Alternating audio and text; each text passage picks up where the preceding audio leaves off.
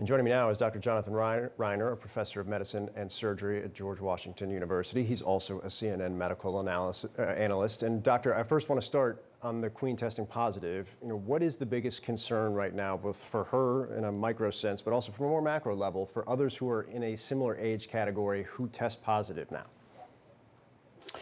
Well, Phil, COVID disproportionately kills the elderly. And if you look since the beginning of this pandemic, about 75% of all deaths in the United States have come in folks over the age of 65. And if you look at the group over 75, they comprise about half of all deaths to COVID in the United States. The Queen has been vaccinated, and that dramatically reduces her risk of dying from this. But she's almost 96 years old, and 96-year-old people have very little reserve. The vast majority of deaths in breakthrough infections have occurred in the Queen's population, in people over the age of 65. About 85% of the deaths occur in older people.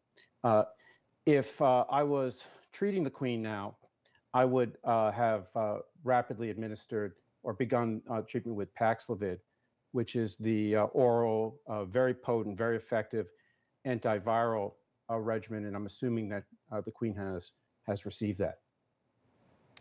British Prime Minister Boris Johnson is expected to end self-isolation rules for people who have COVID. Under current regulations, people who test positive are legally bound to self-isolate for at least 5 days and have 2 negative tests before ending that isolation. What do you make of this decision?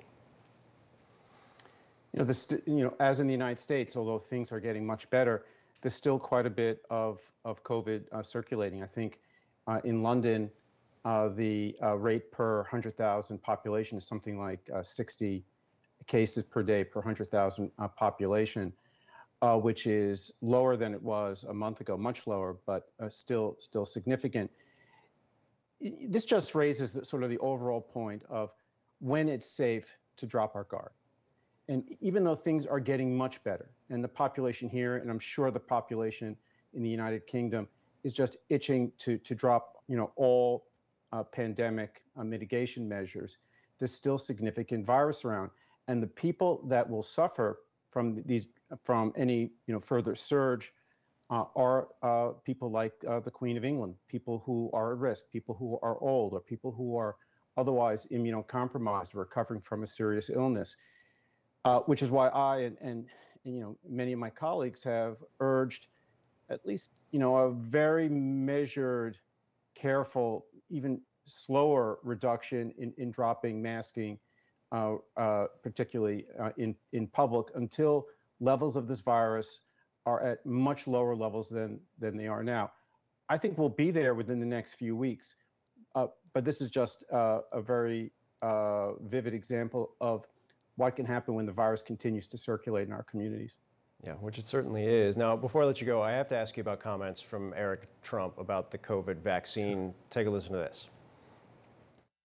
What is your opinion in general on the vaccination situation? Pissed off. Pissed off. Yeah. Not because I'm an anti-vaxxer.